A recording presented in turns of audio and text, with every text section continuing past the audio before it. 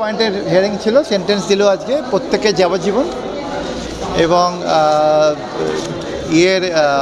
অজয়ের ক্ষেত্রে যেহেতু arms act ছিল, ওই আর্মস অ্যাক্ট অনুযায়ী 25-এ 3 বছর আর 27-এ 5 বছর, আর এদের টোটাল সবার 5,000 টাকা করে ফাইন হয়েছে, অনাদায়ে আরও 6 মাসের জেল হবে।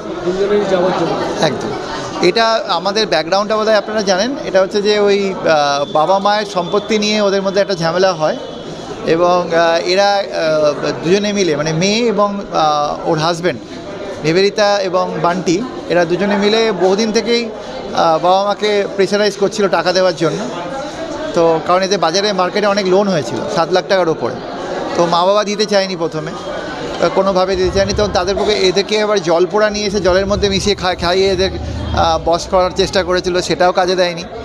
তারপর শেষকালে এই ঘটনা ঘটার বেশ কিছুদিন আগে ওরা বাড়িতে এসে বলে যে তোমার যা জমি সম্পত্তি তোমাদের আছে বিক্রি করে আমাদের টাকা দিয়ে দাও, কারণ আমরা সেই টাকাটা আমার ধার শোধ করতে লাগবে। তখন মা বাবা রাজি হয়নি বলে তখন ওরা শাসিয়ে গেছিলো, বলেছিল যা করলে ভালো করলে না, এর পরিণাম ভালো হবে না। তার মধ্যে মাঝখানে ওরা কি করেছে, ওই অজয় বলে ছেলেটিকে ওরা জোগাড় করে ওরা অজয়ের সাথে ফোনে কথা বলে। অজয়ের সঙ্গে যখন বান্টি আর নিবেদিতা কথা বলে, তখন এদের প্ল্যানিংটা হয় কোথা থেকে আর্মস কেনা হবে, নদিয়ার কোন জায়গা থেকে, ইত্যাদি ইত্যাদি। এই অজয় করেছে কি, ও ভাবলো যে যদি আজকে আমি কলটা রেকর্ড করে না নিই, কালকে এটা নিয়ে হয়তো সমস্যা হবে, এরা নিজেরা বেরিয়ে যাবে আর আমাকে ফাঁসিয়ে দেবে।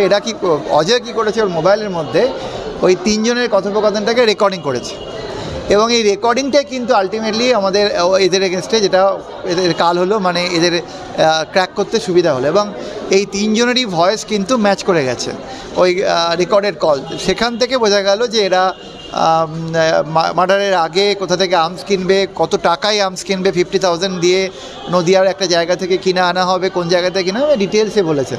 এবং সেইটা দিয়ে আমি মামলা শুরু করেছি।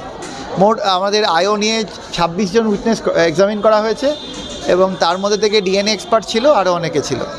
অজয়ের সঙ্গে যে কথোপকথনটা অজয় নিজের সেফটির জন্য রেখেছিল সেটাই পরবর্তীকালে এদের এগেনস্টে কাল হলো আর কি।